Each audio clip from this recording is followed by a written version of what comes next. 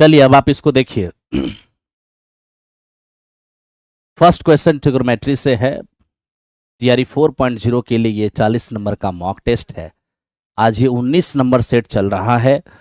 आप लोग लाइव हो जाइए और सबसे पहला काम है लाइक का बटन प्रेस कर देना। थोड़ा सा हम आप लोगों को भेज देते हैं मेरे दोस्त। एक मिनट एक मिनट। चलिए शुरू होते हैं, देखते हैं। पहला सवाल, यदि प्रथम चतुर्थांश में यानी ए जो है वो फर्स्ट क्वाड्रांट में है 6 10a बराबर 5, तो बताइए इसका मान क्या होगा। अब ध्यान देना दोस्त, ये हमारे पास 6 10a और बराबर कितने, 6 10a बराबर 5 है। तो आप ऐसा कर लीजिए, पहली बात 5 6 इस पर आएगा तो बटे में हो जाएगा, और 10a का मतलब क्या होता है, साइन ए और बाय में कॉस ए। ठीक है। अब एक छोटा सा बात मेरे दोस्त याद रखना, क्या, जब कभी भी ऐसा सवाल आपके पास हो साइन कॉस और बीच में प्लस या माइनस का साइन रहे, तो ऐसी स्थिति में, ठीक है सर, साइन कॉस बीच में प्लस और माइनस का साइन रहे, तो वैसी स्थिति में साइन कॉस का ओरिजिनल वैल्यू डालने की जरूरत नहीं है। आप रेशियो वैल्यू से भी काम चला सकते हैं, यानी साइन के लिए 5 और कॉस के लिए 6 आप आराम से रख सकते हैं। साइन के लिए 5 कॉस के लिए 6, साइन के लिए 5 कॉस के लिए 6। ठीक है। तो क्या हो जाएगा मेरे दोस्त, तो ये हमारे पास हो जाएगा 40 40 माइनस 20, 40 और माइनस 20 तो ऊपर में आपका 20 ही रहेगा, और ये हमारा 6 और प्लस 12, ध्यान दो भाई, ये क्या हो गया, ओहो हो, ये मेरा दोस्त मेरे 5 है। ठीक है, चलिए अच्छी बात है। कॉस का मान कितना है, 6 है, कॉस का मान 6 है। ठीक है, साइन का मान 5 कॉस का मान 6, तो साइन 5 कॉस 6, साइन 5 कॉस 6। अब आप ध्यान दीजिए, ये 40 और माइनस में 24, तो 40 और माइनस 24 ये कितना हो जाएगा मेरा 16, और यहाँ 6 और प्लस 10 ये भी हो जाएगा 16, 16 प्लस 16 कितना हो जाएगा 1। तो इस क्वेश्चन का आंसर मेरा हो जाएगा 1। ठीक है, तो ये था हमारा फर्स्ट क्वेश्चन। आई होप कि आप सभी को समझ में आ रहा होगा। ये था फर्स्ट क्वेश्चन। आइए मेरे दोस्त अब हम चलते हैं सेकेंड क्वेश्चन पर। देखिए सेकेंड क्वेश्चन क्या है, कह रहा है कि सीमा 60 डिग्री के इंक्लाइनेशन पर 16 मीटर लंबी डोरी से एक पतंग उड़ाती है, जमीन से कितनी ऊंचाई पर पतंग उड़ रही होगी। अब ये देखिए दोस्त मेरे, ये ध्यान से देखिए, ये है आपका पतंग। ठीक, अब आप यहां से ध्यान से देखिए, मान लीजिए कि यहां पर सीमा पतंग उड़ा रही है। ओके मेरे दोस्त, यहां पर सीमा पतंग उड़ा रही है, और यह है धरती। ठीक, ये है धरती। ओके, और ये कितना डिग्री के कोण पर उड़ा रही है, 60 डिग्री के कोण पे उड़ा रही है। हमसे सवाल पूछा गया कि बताइए पतंग की ऊंचाई क्या होगा। पतंग की ऊंचाई हमसे निकालने कहा गया। बहुत ही आसान है, बस धागे की लंबाई दिया हुआ है 16 मीटर, डोरी की लंबाई 16 मीटर। अब आप बताइए 60 डिग्री के लिए लंब कितने, ये हमारा √3, आधार कितने 1, और कर्ण कितने 2।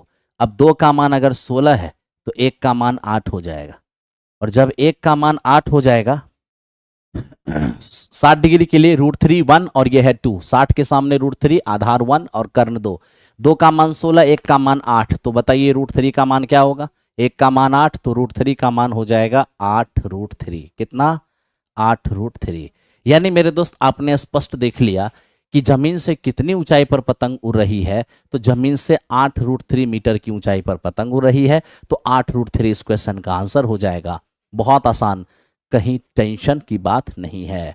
आइए 3 नंबर क्वेश्चन को देखते हैं, ये क्या है।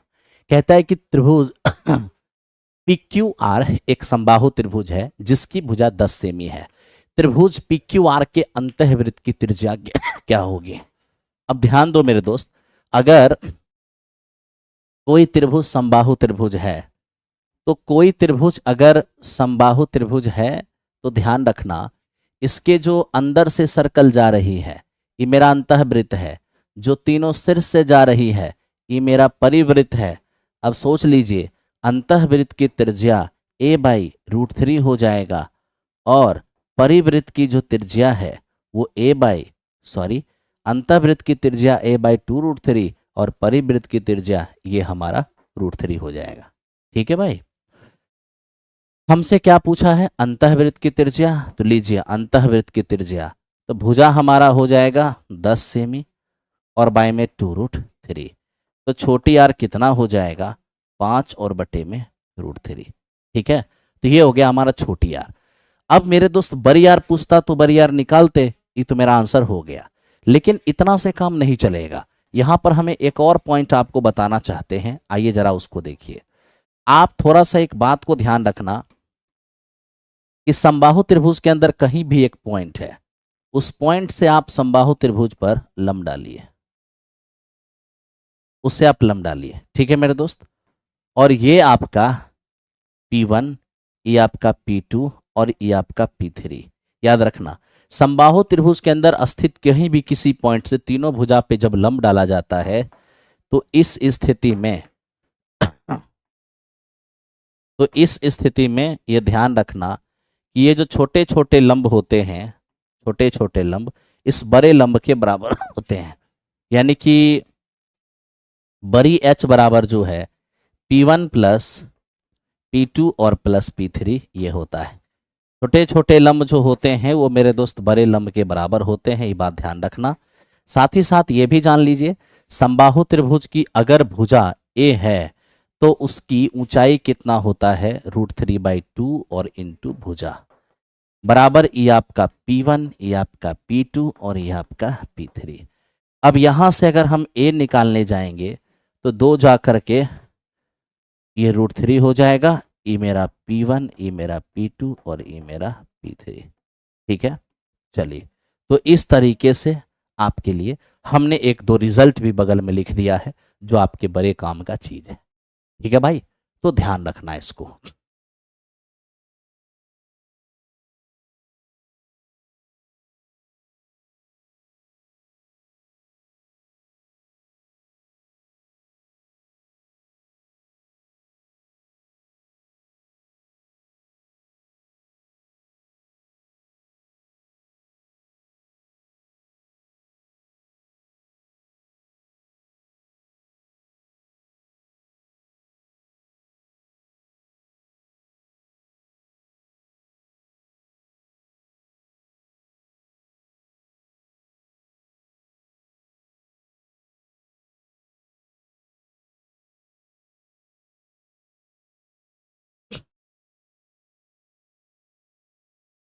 आइए अब इसको देखिए कि आखिर ये क्या है।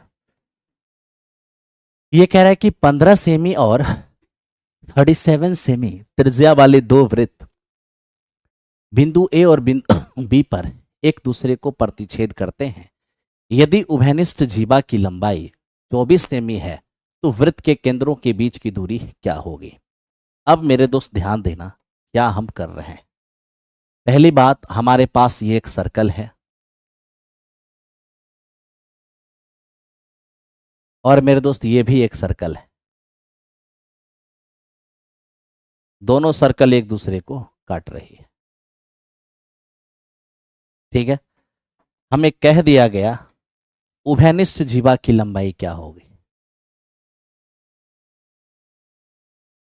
ठीक है, उभयनिष्ठ जीवा की लंबाई यही मांग रहा है, इसी को उभयनिष्ठ जीवा कहते हैं। मेरे दोस्त अब थोड़ा यहां ध्यान दो। मान लो इसका ये सेंटर है, इसका ये सेंटर है।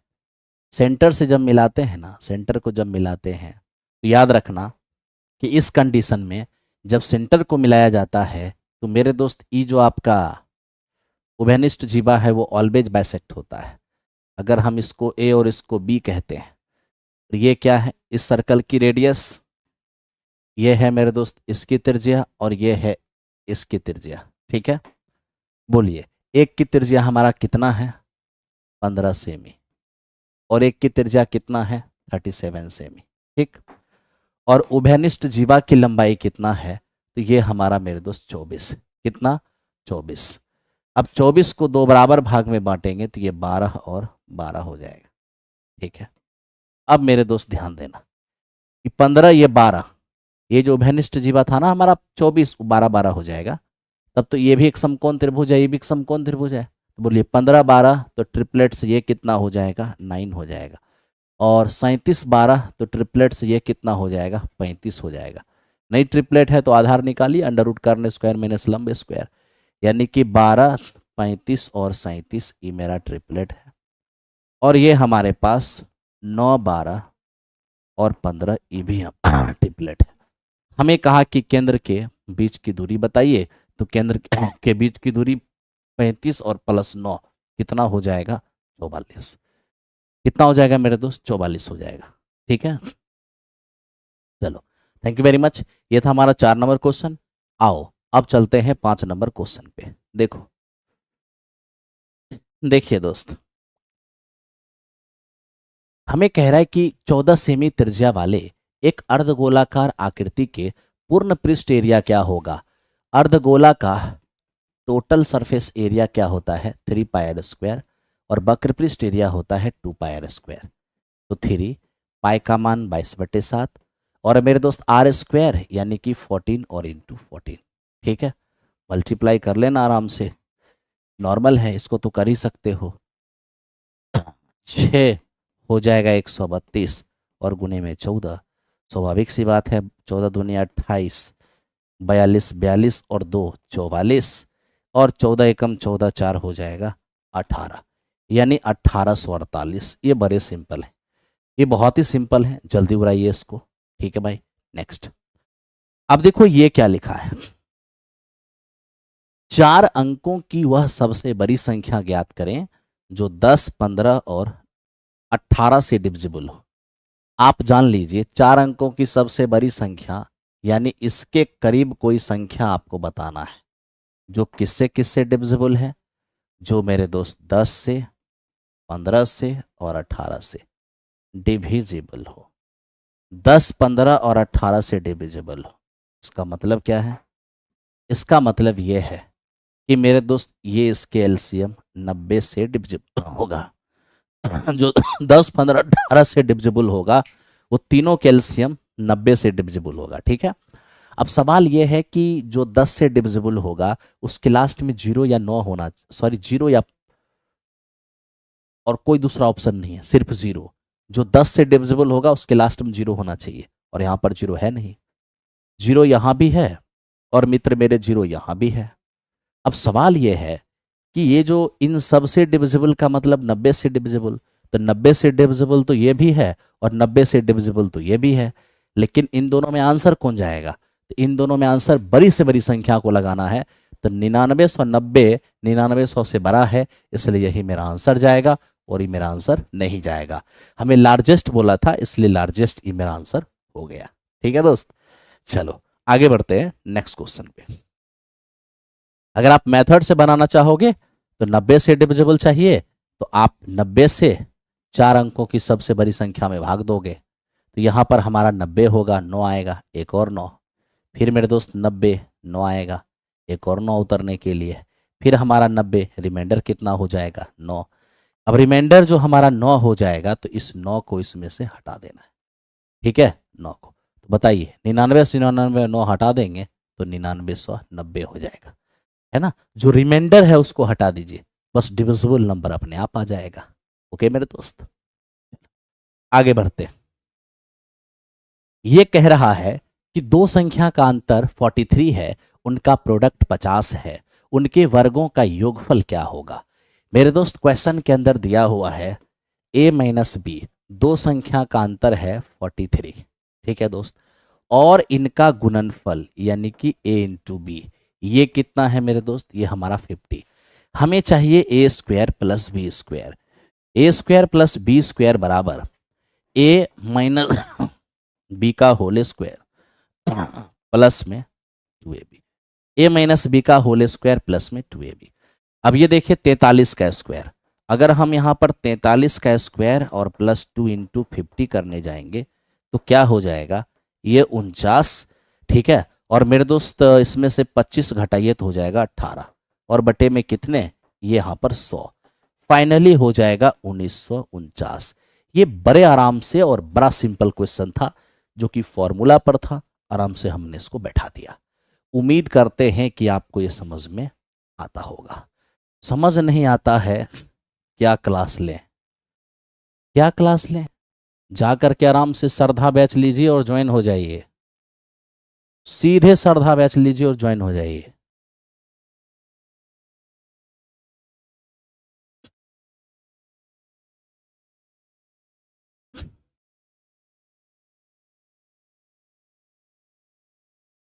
ध्यान दो भाई, अब देखो अब इसको थोड़ा सा देखना, कलर चेंज कर दें, ठीक है चेंज कर देते हैं। कोई भिन्न ऐसा है जिसका अंश उसके हर से 5 सेमी कम है, साथ ही अंश का 4 गुना हर से 1 अधिक है। अब देखो मेरे दोस्त, एक हमारा फ्रैक्शन है 2/7, एक हमारा फ्रैक्शन है 3/8 और एक हमारा फ्रैक्शन है 7 और बटे में 12। ठीक है, क्या देख रहे हो, हम देख रहे हैं कि अंश हर का, मेरे दोस्त अंश हर से 5 कम है, अंश हर से 5 कम, अंश हर से 5 कम, अंश हर से 5 कम। याद रखना, फ्रैक्शन वाली जब भी कोई सवाल आए तो ऑप्शन से ही बनाना है। ठीक है मेरे दोस्त, तो देखो अंश हर से 5 कम तो सबका है, कहता है अगर अंश को 4 गुना कर दें तो हर से 1 ज्यादा हो जाएगा। क्या हो रहा है, बिल्कुल अंश को 4 गुना किए हर से 1 ज्यादा हो गया, आंसर हो गया। अंश को 4 गुना किए हर से कितना ज्यादा हो गया, 4 ज्यादा, ये आंसर नहीं होगा। अंश को 4 गुना किया हर से कितना ज्यादा हो गया, 16 ज्यादा हो गया, ये आंसर नहीं होगा। ठीक है मेरे दोस्त, चलो अब चलते हैं नेक्स्ट क्वेश्चन पर। हमको ये बात समझ में नहीं आ रहा है, बताइए हम यहां अमृत बांट रहे हैं और आपको ये लाइक का बटन प्रेस करने में इतना समस्या है, क्या बात करते हैं बताइए अरे भाई लाइक हुई क्या कीजिए, अच्छा लगता है, मनोबल टाइट रहता है भाई, बोलना पड़ेगा लाइक के लिए। देखिए 7, 21 और 49 का महत्तम समावर्तक यानी इनका HCF क्या होगा। याद रखना, किसी भिन्न का जब LCM SCF आपसे पूछा जाए तो पहला काम है देख लेना न्यूमरेटर डिनोमिनेटर में कोई कटने वाला है, कोई कटने वाला है, कोई कटने वाला है, नहीं कटने वाला है। तो अब काम कीजिए, भिन्न का अगर HCF चाहिए तो अंश का HCF निकालना, मतलब जो चाहिए वो निकालना है आपको न्यूमरेटर का और डिनोमिनेटर का। अगर न्यूमरेटर का HCF तो डिनोमिनेटर का LCM। 7, 21 और 49 में 7 सब में कॉमन है तो वही 900 होगा। 16, 32 और 8 का LCM हो जाएगा 32, यानी इस क्वेश्चन का आंसर ऑप्शन नंबर C हो जाएगा। सब लोग C लेके आ गए हो, बहुत बढ़िया। चलिए, अरे 2 बार लाइक मत करना यार, डिसलाइक हो जाएगा, लाइक खत्म हो जाएगा, एक ही बार ना लाइक करेगा हो। देखो ये है सिंप्लीफिकेशन सिंप्लीफिकेशन को नॉर्मली आप सॉल्व करिए, पहले ऑफ का प्रोसेस कीजिएगा तो 5, 5 ही हो जाएगा, 25, 25/2। ठीक है, अब ये भाग का प्रोसेस होगा तो मेरे दोस्ती हो जाएगा 1/4 माइनस ये 2 एकम 2/7 हो जाएगा 2/7। ये भाग को गुना में बदलिएगा, ये उलट जाएगा, 7 ऊपर 1 नीचे आ जाएगा।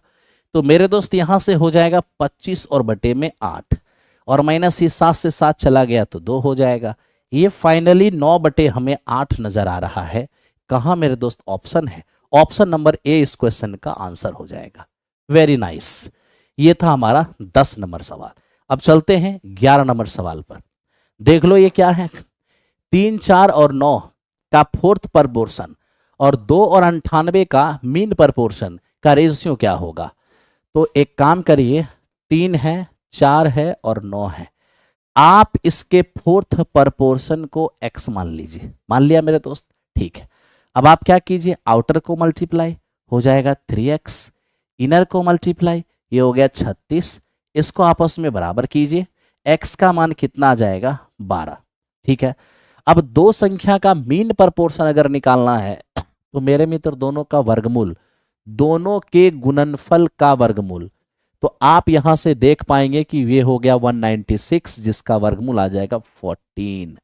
क्या हमसे बोला है, फोर्थ प्रपोर्शन और मीन प्रपोर्शन का अनुपात, फोर्थ प्रपोर्शन 12 है, मीन प्रपोर्शन 14 है, और इसका हमें रेशियो लेना है। यानी ये हो जाएगा हमारा 6 और अनुपात 7, यही इस क्वेश्चन का आंसर होगा। तो आइए मेरे दोस्त, 6 अनुपात 7 इस क्वेश्चन का आंसर हो गया। नेक्स्ट,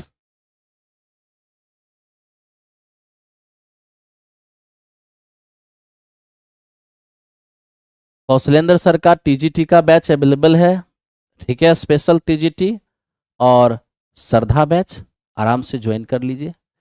टीजीटी के लिए श्रद्धा बैच और पीजीटी के लिए कौशलेंद्र सर का बैच। यहां देखिए, मोटरसाइकिल के मूल्य में प्रतिवर्ष 4% का ह्रास होता है। यदि इसका वर्तमान मूल्य 75,000 है तो 2 वर्ष के बाद इसका मूल्य क्या होगा? मेरे दोस्त देखिए, 4% के ह्रास का मतलब यह है कि 1/25 का कमी, और 1/25 का कमी का मतलब यह होगा कि मेरे दोस्त 25 प्राइस से एक कम हो जाएगा तो कितना हो जाएगा आपका? 24 हो जाएगा। कितना? 24। तो 4% के हरासमेंट का मतलब यह हो गया कि प्राइस हर साल अपने आप का 24/25 24/25 होता रहेगा। तो अगर इनिशियल प्राइस 75,000 है तो पहले साल के अंत में घट के 24/25 होगा, दूसरे साल के अंत में फिर से घट के 24/25 होगा। अब यहां 25 से काटने जाएंगे, ये 1,000 हो जाएगा, यहां से इसको काटने जाएंगे, ये 40 हो जाएगा। तो फाइनली ये हमारे पास 40 और ये हो गया 576।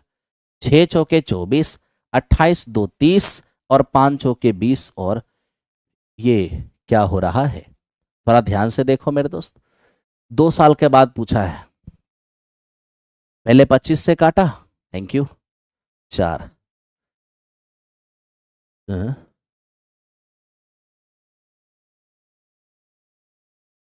75,000 है ना?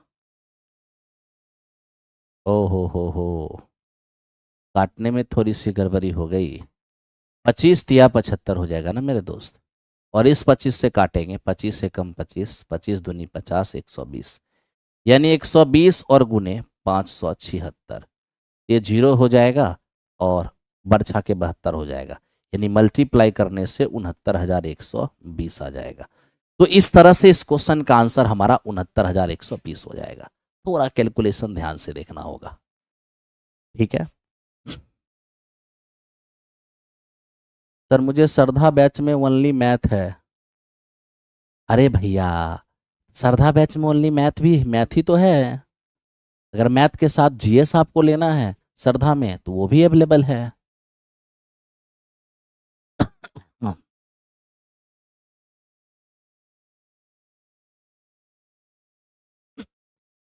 चलिए अब इस सवाल पर आते हैं, इसको देखते हैं।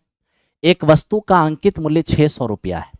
अंकित मूल्य पर 25% की छूट देने के बाद 30 रुपए की हानि होती है, तो बताइए हानि का प्रतिशत क्या होगा? अब आप ही सोचिए मेरे दोस्त। एमआरपी हमारा 600 है, कितना है? 600। अगर एमआरपी हमारा 600 है, ध्यान से देखिएगा, इस पर 25% की छूट, एमआरपी हमारा 600 है, इस पर अगर हम 25% की छूट कर दिए, यानी कि 150 रुपए की छूट, इसका मतलब प्राइस कितना? 450। तो मेरे दोस्त छूट के बाद तो बेचते ही हैं, तो कहता है कि 450 में बेचने से हमें लॉस हो रहा है कितने का?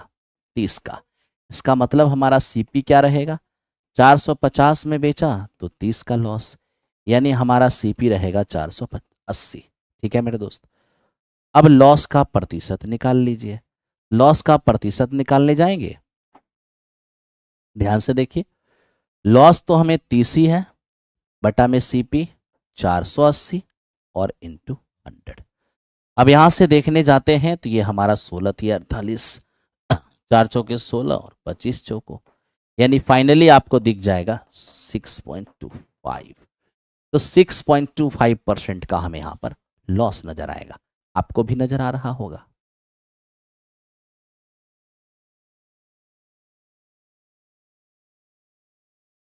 देखो, मैं पीजीटी के लिए कौशलेंद्र सर पढ़ाते हैं, 6 to 8 9 10 के लिए मैं पढ़ाता हूं, ठीक है। लॉस क्यों ऐड किया आप बताइए। 450 में बेचने पर 30 रुपए का हानि हुआ, इसका मतलब यह है कि मुझे 30 और चाहिए था, यानी मेरी खरीद जो थी जितना में बेचे हैं उससे 30 ज्यादा थी। तभी ना कोई कहेगा कि 480 का चीज 450 में बेचेंगे तो 30 रुपए का नुकसान होगा। इसलिए एसपी में नुकसान जोड़ते हैं तो सीपी आता है ना। ये कोई रटी रटाई बात है। अब इसको देखिए दोस्त मेरे, ये क्या है। हम देख रहे हैं कि 3 साल का अमाउंट कितना है, 66,550, ठीक है। और मेरे दोस्त 4 साल का अमाउंट क्या है, तो ये हमारा है 73,205। देखिए सवाल यहां पर यह है कि 3 साल का अमाउंट और 4 साल का अमाउंट, इसका मतलब कितने का डिफरेंस है, 1 साल का, ठीक है। तो देखिए ना 1 साल में कितना इंटरेस्ट बढ़ रहा है मेरे दोस्त। तो 1 साल में अगर इंटरेस्ट बढ़ने की बात जो है, इतना था 3 साल का अमाउंट और ये हमारे 4 साल का अमाउंट है। तो जब 1 साल का डिफरेंस हो ना तो वृद्धि प्रतिशत से ही रेट निकलता है। तो देखिए 1 साल में ब्याज बढ़ा कितना, इसमें से आप इसको घटाइए, 6655 नजर आएगा। तो 1 साल में इतना ब्याज बना, इस पर 66,550 पर इंटू 100। तो देखिए मेरे दोस्त ये हमारा कितना है, 10%। ये हमारा 10% हो गया, ठीक है मेरे भाई। चलो नेक्स्ट क्वेश्चन पर आते हैं, नेक्स्ट क्वेश्चन को देखते हैं। देखिए लगातार साल का ब्याज दिया रहे या लगातार साल का अमाउंट दिया रहे, वृद्धि प्रतिशत से ही रेट निकल जाएगा, कहीं कुछ सोचने की जरूरत नहीं है। ये देखो दोस्त मेरे, अब सेशन 2 शुरू होने वाला है, क्योंकि सेशन 1 का ये 19वां सेट, कल जो है सेशन 1 कंप्लीट हो जाएगा, परसों से ये नया सेशन शुरू होगा। इसलिए आप लोग इस नए सेशन में शामिल हो करके अपना काम करना, ठीक है। ये नए सेशन में शामिल हो जाना, परसों से नया सेशन। चलिए इसको कैसे बनाएं। ये कह रहा है 7 sine square plus 3 cos square बराबर 4, थीटा का मान 0 से बड़ा और 90 से छोटा। तो बताइए सर 10 स्क्वायर 2 थीटा और कॉसेक स्क्वायर 2 थीटा का मान क्या होगा। सबसे पहले तो हम ये देख पा रहे हैं कि इसका क्या करना है। तो मेरे दोस्त यहां से आपको सबसे पहले थीटा डिसाइड करना होगा, और आपको पता है कि थीटा का मान 0 से बड़ा और 90 से छोटा लेना है। तब तो 30, 45 और 60 इन्हीं में से कोई लोगे, है ना भाई। तो आप मान डाल के भी देख सकते हो, नहीं तो आप ऐसे कर सकते हो, 7 साइन स्क्वायर थीटा प्लस 3, ये हमारा 3 है।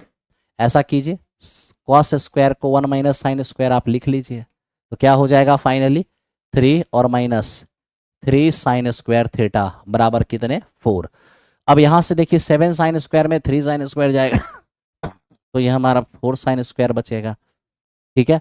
अब 3 जाके वहां पे घटेगा तो 1 हो जाएगा।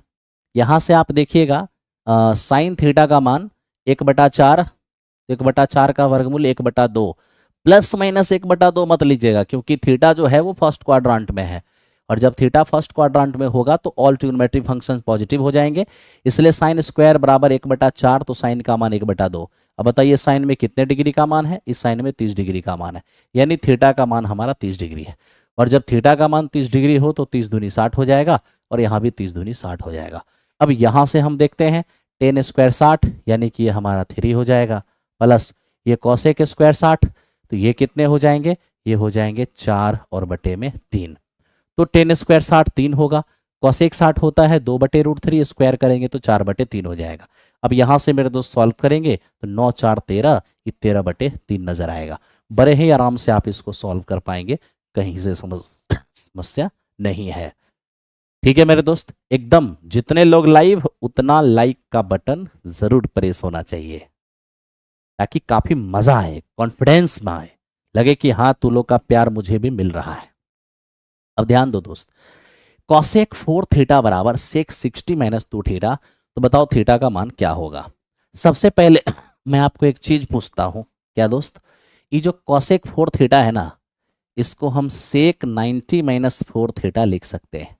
सेक 90 माइनस 4 थीटा कॉसेक 4 थीटा हो जाएगा, बराबर ये हमारा सेक, ये 60 और माइनस में 2 थीटा, ठीक है मेरे दोस्त। अब आप क्या देख रहे हो, सेक किधर भी है सेक इधर भी है, दोनों तरफ से सेक छोड़ दो, 90 माइनस 4 थीटा बराबर इधर हो जाएगा 60 माइनस 2 थीटा। ऐसा करो 2 थीटा को इधर ले आओ तो हो जाएगा माइनस का 2 थीटा, स्थान जाएगा 90 उधर, माइनस 30 हो जाएगा। यहाँ से थीटा का मान देखूंगा मैं 15 हो जाएगा। तो इस तरह से थीटा का मान कितने हो जाएंगे मेरे दोस्त? 15 हो जाएंगे। ठीक है ना, थीटा का मान 15। चलो नेक्स्ट क्वेश्चन, इसको देख लो। ये हमें कह रहा है कि -2,5 और 1,3 से गुजरने वाली लाइन का इक्वेशन क्या होगा। मतलब 2 पॉइंट से गुजरने वाली लाइन का इक्वेशन क्या होगा, जानते हो दोस्त? अगर आपका लाइन इस पॉइंट और इस पॉइंट से गुजर रही है तो उस लाइन के समीकरण को ये दोनों पॉइंट सेटिस्फाई करेगी। तो चलो एक एक करके सेटिस्फाई कराते हैं। पहले इसी को सेटिस्फाई करा लो। x का मान 1, y का मान 3। ठीक है, x का मान 1, y का मान 3, x का मान 1, y का मान 3। अब सोच के देखिए, 2 प्लस 9, तो 2 और 9 11, तो 11 माइनस 11 0, बिल्कुल सेटिस्फाई हो रहा है। ये 3 और -6, तो मेरे दोस्त माइनस से 11 बिल्कुल भी 0 के बराबर नहीं हो पाएगा। ये 2 और 6 क्या हो जाएगा 8, 8 प्लस 19 कभी 0 नहीं होता। यानी आपका ऑप्शन ए नंबर जो है वो वेरीफाई होता नजर आ रहा है। चलिए इस पॉइंट को भी देख लेते हैं। अगर x का मान -2 रख लें, y का मान 5 रख लें, क्या हो जाएगा? -4 -11 -15 अब +15 बराबर 0, बिल्कुल वेरीफाई हो रहा है। तो दोनों पॉइंट को ऑप्शन नंबर ए वेरीफाई कर रहा है। यही इसीलिए मेरे दोस्त यही इस क्वेश्चन का आंसर हो जाएगा। अब आप देखिए 2 पॉइंट से गुजरने वाली लाइन का समीकरण मांगा था, हमने दोनों पॉइंट सेटिस्फाई करा कर देखा, ऑप्शन नंबर ए सेटिस्फाई कर रहा था, इसलिए यही इस क्वेश्चन का आंसर हो गया। ठीक है, अदरवाइज फॉर्मूला का प्रयोग करेंगे तो देखिए 2 पॉइंट से गुजरने वाली लाइन का इक्वेशन y और -y1 और बटा y2 -y1 बराबर x -x1 और बाय x2 -x1। ठीक है, अब यहां पर देख लो मेरे दोस्त, y और -y1, y1 आपका 5 है, y2 आपका 3 है, y1 आपका 5 है, बराबर x -x1 है -2, तो माइनस माइनस +2 हो जाएगा। x2 1 है, x1 है -2, तो माइनस माइनस +2 हो जाएगा। अब आप यहां देखिए 3, ये हो जाएगा 3y और -15 बराबर ये -2x और माइनस का 4 ले आइए इस पर, तो ये आपका 2x प्लस 3y, इधर -4, ये जाके मेरे दोस्त +15 हो जाएगा, तो बराबर 11 हो जाएगा। ज़्यादा से ज़्यादा क्या करोगे, 11 को इस पार लेके आ जाओगे, बराबर 0 होगा। तो ये इस क्वेश्चन का आंसर हो जाएगा। यानी आप इस चीज़ को फॉर्मूला से भी ट्राई कर सकते हो। अच्छा, एग्जामिनेशन में जो दिमाग से एंट्री करे भाई, अच्छा ठीक है कोई बात नहीं, बिल्कुल आप सही कह रहे हैं। हो गया 17। आ जाओ अब 18 नंबर देखते हैं, ये क्या लिखता है मेरे दोस्त। यहां देखो, ये लिखता है कि एक त्रिभुज की तीनों भुजाओं की लंबाई 8, 13 और 15 है। ये ट्रिपलेट तो है नहीं। कहता है इसके पारस्परिक शीर्ष लंबों का अनुपात क्या होगा। तो आपको सबसे पहले एक कंसेप्ट ध्यान में रखना होगा। अब देखिए कौन सा ध्यान ध्यान रखना होगा, तो मेरे दोस्त उसको देखते हैं। ये देखिए, अब यहां से इस पर परपेंडिकुलर डालिए, तो मेरे दोस्त ये परपेंडिकुलर हो गया। यहां देखिए, ये भी परपेंडिकुलर हो गया। इस पर परपेंडिकुलर डाले, ये भी हो गया। और ये मेरा क्या है, ग्रेविटी सेंटर। तो इस सॉरी ग्रेविटी सेंटर कहते हैं, ये सेंट्रॉइड होगा। मेरा कहना यह है कि अगर मैं इसकी भुजा को मेरे दोस्त ए कहता हूं, ठीक है, इसकी भुजा को अगर मैं बी कहता हूं और इसकी भुजा को अगर मैं सी कहता हूं, तो ध्यान रखना कि ई मेरा है भाई, अगर ई मेरा H1 है, ठीक, ई मेरा H2 है और ई मेरा H3 है, H3, तो आपको ध्यान क्या रखना होगा उसको देखिएगा। दो रिलेशन याद रखना, किसी त्रिभुज के तीनों बेस और तीनों परपेंडिकुलर का जो रिलेशन होता है वो A:B:C बराबर 1/H1, 1/H2, 1/H3, 1/H3। ठीक है, इरटी रटाई नहीं है। आप अगर ए लिखे हैं भुजा ए, तो इसका कॉरेस्पॉन्डिंग हाइट यानी इसके सामने के सिर से डाला गया हाइट H1 ये ए के लिए होगा। अगर आप बी लिखे हैं तो बी के सामने वाले सिर से डाला गया हाइट H2 ये बी के लिए होगा। अगर आप सी लिखे हैं यहां पर तो सी के सामने वाले सिर से डाला गया परपेंडिकुलर ये मेरा H3 होगा। ठीक है, अब मेरे दोस्त यहां देखना, अगर हम यही H1 H2 और H3 का रेशियो लेंगे तो यही चीज हो जाएगा 1/A 1/B और मेरे दोस्त ये हमारा 1/C। ठीक है, आओ देखो अब ध्यान से, इनके पारस्परिक शीर्षलंबों का अनुपात क्या होगा। ठीक ना, चलिए, तो यहां से हमें लंब का अनुपात पूछा, भुजा दिया हुआ है। ठीक है, तो मेरे दोस्त यहां पर अगर हम H1 H2 और H3 का रेशियो अगर लेना चाहेंगे तो 1 क्या कॉरेस्पॉन्डिंग साइड 8 1/13 और 1/15। ठीक है मेरे दोस्त, तो ये हो जाएगा भुजा के इन्वर्सली प्रोपोर्शन के बराबर हाइट का रेशियो होगा। अब इसका अगर आपको स्टैंडर्ड रेशियो चाहिए तो नीचे वाले कैल्शियम से गुना कीजिए। 15 13 और 8 का जो एलसीएम होना है वो तो डायरेक्ट 15 × 13 × 8 ही होना है। ठीक है, तीनों का गुणनफल ही एलसीएम होगा, तो कोई बात नहीं, जो इनका एलसीएम होगा उससे गुणा करना है। तब जब इसका गुना इसमें होगा तो 8 से 8 जाएगा तो हो जाएगा 195, 13 से 13 जाएगा 15 × 120, अब 15 से 15 जाएगा 13 × 104। यही हो जाएगा कॉरेस्पॉन्डिंग हाइट का रेशियो। ऑप्शन नंबर ए इस क्वेश्चन का आंसर होगा। ये वेरी वेरी इंपॉर्टेंट है।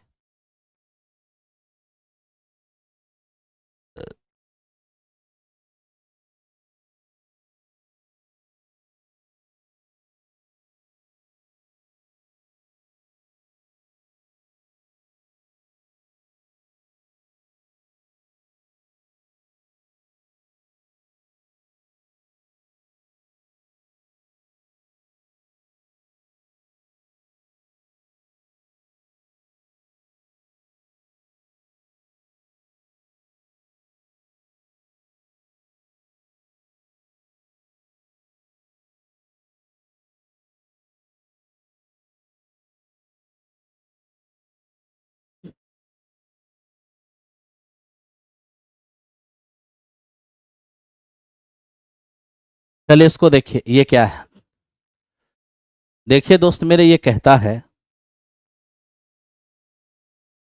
सब लोग, एक वृत्त के केंद्र से 5 सेमी की दूरी पर 24 सेमी लंबी जीवा, तो बताइए वृत्त की त्रिज्या क्या होगी। वृत्त की त्रिज्या,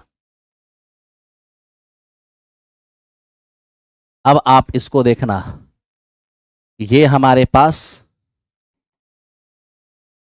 ये है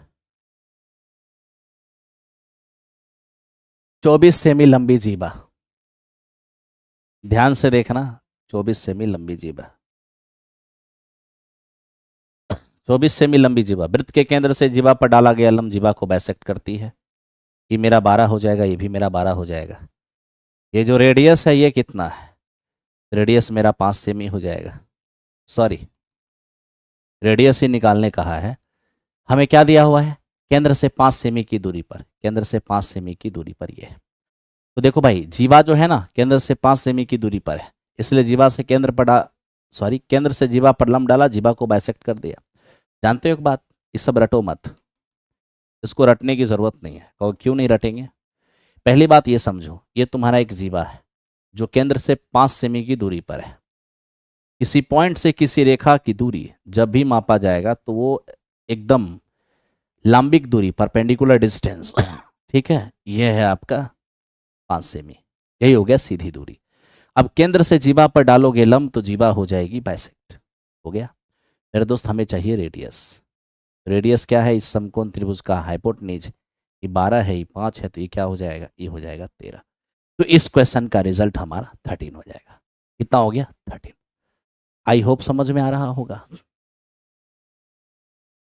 इसको देखो, हमें कह रहा है कि सर ये दोनों आपस में पूरक कोण है। याद रखना, जब दो एंगल आपस में कॉम्प्लीमेंट्री होते हैं तो दोनों का योगफल कितना होता है? 90 डिग्री। आप दोनों को जोड़िए, दोनों को जोड़िएगा 7x और +5, ठीक है भाई। और ये हमारा है x +5। तो ये दोनों आपस में क्या है? कॉम्प्लीमेंट्री, यानी दोनों को जोड़ने से हो जाएगा 90। ये हमारा 8x और मेरे दोस्त प्लस में 10 बराबर 90। x का मान क्या हो जाएगा? 10 हो जाएगा। वेरी सिंपल है, 10 10 10 सबको आ रहा है। Thank you very much. Next question. अब इसको देखो, ये क्या कहा? हमसे कह रहा है कि सर यदि प्रेक्षण 14 22 16 24 12 8 4 18 12 10 में प्रत्येक में 10 की वृद्धि की जाए तो इसका नया माध्य क्या होगा? अरे भैया, नया माध्य तो बाद में आप निकालिएगा, पहले पुराना माध्य तो निकाल लीजिए। तो माध्य बराबर क्या होता है? पदों की सबका योगफल बटे पदों की संख्या। तो 3 3 6 3 9 1 10, यानी पदों की संख्या हमारा 10 है। फिर देख लो इसको जोड़ के, 14 और 16 ये 30 होगा मेरे दोस्त। 22 और 8 ये भी 30 होगा। फिर देखिए 12 और 18 ये भी मेरा 30 होगा। ठीक है भाई, बच क्या गया? ये देखिए 10 और 12 22, 22 और 4 मेरे दोस्त 26, 26 और 24 ये हो जाएगा 50, 50 और 90 140, जोड़ के हो गया 140। यानी कि फाइनली हमारा ये निकला 4। तो ये 4 निकला माध्य वो जो डाटा वहां अवेलेबल है। अगर आप मीन मीडियन एंड मॉड माध्य माध्यिका बहुलक के केस में, ठीक है, आप कर क्या रहे हो? तो यहां पर मामला माध्य का है। प्रत्येक चरमान में 10 जोड़ रहे हो तो माध्य भी तुम्हारा 10 से बढ़ जाएगा, यानी मेरे दोस्त क्या हो जाएगा? 24। कितना? 24। अगर आप प्रत्येक में से 10 घटाते तो माध्य भी 10 से घट जाता, प्रत्येक में 10 से गुना करते तो माध्य भी 10 से गुना हो जाता। ठीक है ना? आइए अब चलते हैं 22 नंबर क्वेश्चन पे। माध्यिका और माध्य क्रमशः 36 और 35 है, तो बहुलक ज्ञात करें। अब यहां ध्यान दो मेरे दोस्त, 3 मीडियन, 3 मीडियन बराबर मॉड प्लस 2 मीन, यानी 3 गुने माध्यिका बराबर बहुलक प्लस 2 गुने माध्य। तो मेरे दोस्त ये हो जाएगा 3 और गुने माध्यिका, तो माध्यिका हमारा 36 है। बहुलक, तो बहुलक हमें निकालना ही है, और 2 गुने माध्य, तो माध्य कितना है? ये हमारा 35। ये हो जाएगा 108, 108 में आके 70 घटेगा, तो मेरे दोस्त ये हमारा 38 हो जाएगा, और 38 ही हमारा बहुलक होगा, है ना? तो इस प्रकार हमारा मॉड कितना हो गया? 38। 38 मेरा मॉड हो गया। बहुत बढ़िया, सब लोग बना रहे हो, बहुत अच्छा लग रहा है मेरे दोस्त। चलो अब इसको देखते हैं, ये क्या है।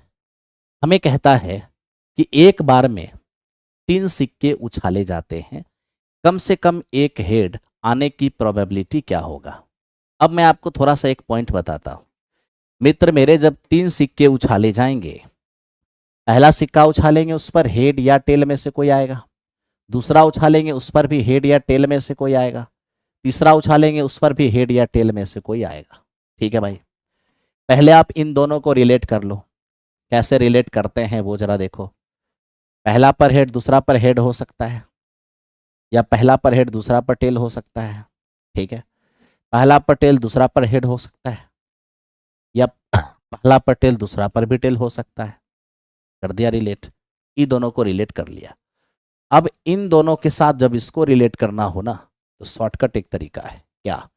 2 को रिलेट जो किए हो ना, इसको आप एक बार और रिपीट कर दो, यानी head head, head tail, tail head, और टेल टेल। रिपीट कर दिए। और अब इसका हेड उठाइए और पहला 4 पे डाल दीजिए, इसका टेल उठाइए और अंतिम 4 पे डाल दीजिए। डाल दिए। आपने जैसे ही ऐसा किया, अब आप देख सकते हैं हमसे कहा है कम से कम एक हेड, कम से कम एक हेड बोले, या मेरे दोस्त ध्यान रखना, कम से कम एक टेल बोले। दोनों के लिए सेम ही कंसेप्ट यूज होगा।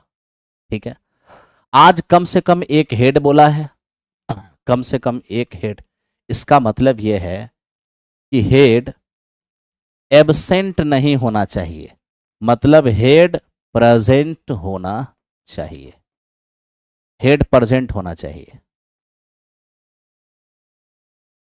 कम से कम एक का मतलब यही होता है, एब्सेंट नहीं होना चाहिए। सब का सब हेड हो जाए कोई दिक्कत नहीं है, बस हेड एब्सेंट नहीं होना चाहिए। तो इसमें से वो घटना छोड़ दीजिएगा केवल जिस पर हेड नहीं है। तो ये केवल एकमात्र ऐसी घटना है जिस पर हेड नहीं है। बाकी 7 घटना पर मेरे दोस्त एटलीस्ट 1 हेड जरूर है, यानी एटलीस्ट 1 हेड अवश्य है। तो मेरे दोस्त इसी तरह से जब एटलीस्ट 1 टेल बोलेगा तो जहां टेल नहीं है यानी हेड हेड हेड इसको छोड़ देंगे, बाकी 7 इवेंट हो जाएगा। ठीक है, यानी कम से कम एक हेड बोलेगा तो टेल वाला छूटेगा, कम से कम एक टेल बोलेगा तो हेड हेड वाला छूटेगा।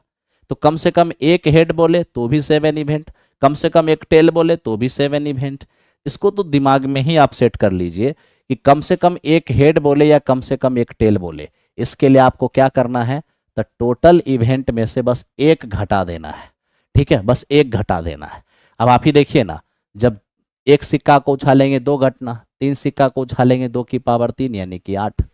अब टोटल घटना 8 जिसमें से एक हटा देंगे तो 7 घटना होगा, यानी 7 ऐसी घटनाएं होंगी जिन पर कम से कम एक हेड या कम से कम एक टेल जरूर होगा।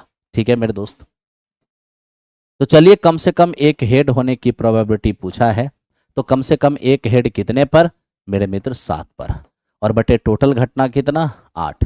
तो इस क्वेश्चन का आंसर हो जाएगा 7/8। बड़े आराम से और मामूली तरीके से आपको समझना है, इसके लिए बहुत ज्यादा हेडेक लेने की आवश्यकता नहीं है मेरे दोस्त। ठीक है, चलिए ये था हमारा 33 नंबर क्वेश्चन। अब हम चलते हैं 24 नंबर क्वेश्चन पर। 24 नंबर क्वेश्चन है, एक समांतर चतुर्भुज की ऊंचाई 7 सेमी, क्षेत्रफल 161 वर्ग सेमी, तो इसके आधार की लंबाई क्या होगी। अब आप सोच के देखिए कि समांतर चतुर्भुज की कहानी क्या है। मित्र मेरे एकदम ध्यान से देखना, समांतर चतुर्भुज की कहानी होगा क्या।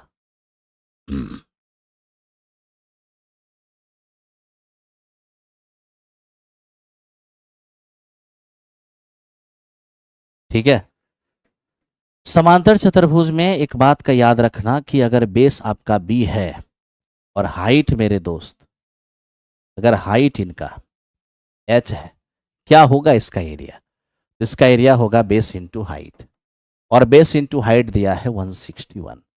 अब मेरे दोस्त बेस तो नहीं पता, हाइट मालूम है 7, ये हमारा 161, तो बेस कितना हो जाएगा 23, बेस हो जाएगा 23।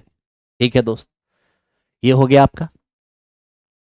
चलिए अब एक और बात मैं आपको बता देता हूं, जब मामला पैरेललोग्राम का हो ही गया है तो देखिए लीजिए, कभी भी एक पैरेललोग्राम की एकदम दिमाग में बसा लेना है, एक पैरेललोग्राम की ये है आपका D1 और ये है आपका D2।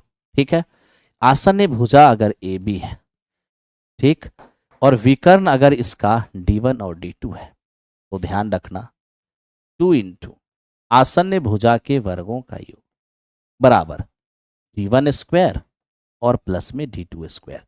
कभी भी क्वेश्चन धमक सकता है मेरे दोस्त, ये एक बेहतरीन कंसेप्ट है। समांतर चतुर्भुज के ध्यान रखना, दोनों विकर्ण के वर्गों का योगफल 2 इंटू एडजेसेंट साइड का स्क्वायर। ठीक है भाई, आओ बढ़ते हैं क्वेश्चन नंबर नेक्स्ट। हो गया, ठीक है। अब इसको देखिए कि ये क्या है, कह रहा है कि 7 मीटर त्रिज्या के वृत्ताकार भूमि के चारों ओर 3.5 मीटर चौड़ा मार्ग है, मार्ग का क्षेत्रफल क्या होगा। अब देखिए यहां पर वृत्ताकार मार्ग की बात हो रही है मेरे दोस्त, वृत्ताकार मार्ग, तो वृत्ताकार मार्ग जब भी आपके दिमाग में आएगा तो ये वाली सीन आप जरूर याद कर लेना मेरे दोस्त, ये वाली सीन। ठीक है, अब ये देखिए, ये आपकी छोटी आर हो गई और ये आपकी बड़ी आर हो गई। ठीक है, और यही है आपका रास्ता, ये है आपका रास्ता। ठीक है, अगर यहां पर हम एरिया ऑफ रोड लेने जाएंगे, एरिया ऑफ रोड क्या होगा? तो अगर आपको एरिया ऑफ रोड लेना है, बाहरी वृत्त का एरिया पाई बड़ी आर स्क्वायर, आंतरिक वृत्त का एरिया पाई छोटी आर स्क्वायर, यही है एरिया ऑफ रोड। छोटी आर आपका 7 है, रास्ते की चौड़ाई 3.5 है, तब तो बड़ी आर क्या हो जाएगा, 7 में 3.5 जुड़ेगा तो ये हो जाएगा 10.5। ठीक है, तो लो मेरे दोस्त यहां से ये 22/7 हो जाएंगे, r square minus r square तो हो जाएगा आर प्लस आर, और इंटू हो जाएगा आर माइनस आर। तो यहां से आपका 22/7 जब आर प्लस आर करेंगे तो 10.5 और प्लस में 7 आर प्लस आर हो जाएगा 17.5, और मेरे दोस्त इंटू आर माइनस आर, तो 10.5 में 7 घटेगा तो ये आ जाएगा हमारा 3.5। ठीक है, अब इसको मल्टीप्लाई करेंगे, जैसे ही मल्टीप्लाई करेंगे तो यहाँ पर डबल जीरो आएगा, 7 से काटेंगे 7 5 35। ठीक है, अब यहां से हमारा हो जाएगा 110, 22 पंचे 110 और ये 175 और अपॉन 100। ठीक है, अब एक जीरो से एक जीरो हम कैंसिल आउट कर देते हैं, गुणा कर लेते हैं, 11 5 55, 77 और 5 हो जाएगा 82, 11 कम 11 8 19, नीचे में 10 है, एक अंक पहले डेसिमल, 192.5 ऑप्शन नंबर सी इस क्वेश्चन का आंसर हो जाएगा। ठीक है, ऑप्शन नंबर सी इस क्वेश्चन का आंसर हो जाएगा। थोड़ा सा आप लोग लाइव बढ़ाइए, अब कम से कम 1000 लाइव लेकर आइए, जो लोग बाद में वीडियो देखते हैं वो लोग भी लाइव रहिए। कितना परफेक्ट टाइम है 8 बजे से, ठीक है ना। चलो ये है हमारा 25 नंबर। अब इसको देखिए, 21 सेमी भुजा वाले एक घन बनाए जा सकने वाली सबसे बड़े गोले का आयतन क्या होगा? मेरे दोस्त, एक 3D फिगर से जब एक 3D फिगर बनाएंगे तो दोनों का वॉल्यूम बराबर होगा। ठीक है, तो हमें कहा कि 21 सेमी भुजा वाले एक घन से बनाए जा सकने वाले सबसे बड़े, ओहो हो, बात वो नहीं है मेरे दोस्त, ये बात वो नहीं है जो हम लोग सोच रहे हैं।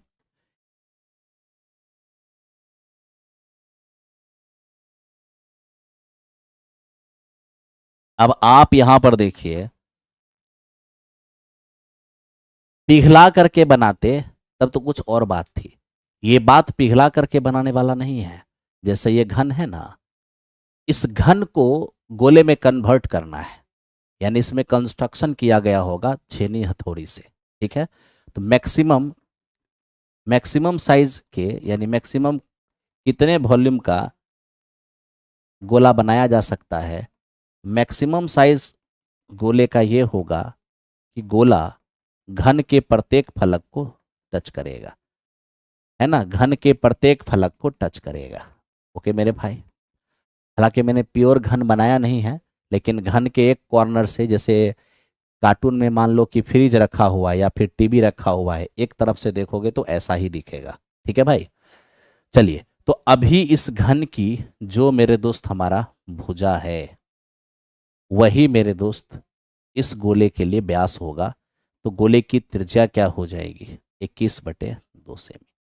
अगर हमें गोला का वॉल्यूम निकालना होगा, गोला का वॉल्यूम निकालना होगा तो कैसे निकालेंगे?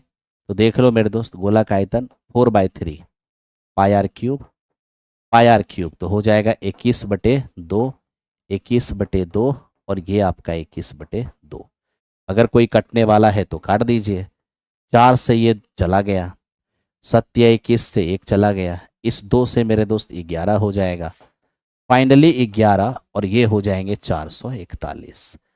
अब 11 कम 11, 44 1 45, 44 और 4 हो जाएगा 48, यानी 4851 यही इस क्वेश्चन का आंसर होगा। ठीक है, 4851। अब देखो, आप में से बहुत सारा मैसेज में ऐसे देख रहा हूँ जो कह रहे हैं लगता है टीआरई 4 नहीं आएगा। अब देखिए, आप में से जिनको ऐसा लगता है उनका तो कहानी ऐसे भी खत्म होना है। ठीक है कहेगा ऐसा काहे बोल रहे हैं सर। अब जिनके दिमाग में बात लग जाएगा कि टीआरई 4.0 नहीं आएगा, तब तो पढ़ेंगे नहीं, और पढ़ेंगे नहीं तो कहानी कैसे बनेगा। इसलिए आप लोग आराम से पढ़िए, ये सोच के पढ़िए कि TRE 4.0 हर हाल में आएगा। अब मिनिस्टर बोल दिया है, हर चीज हो गया है, पता भी है कि फरवरी में नोटिफिकेशन आना है, फिर ऐसी बातें सोचना कहाँ से जायज है, हैं? आओ मेरे दोस्त, नेक्स्ट क्वेश्चन ये देख लो।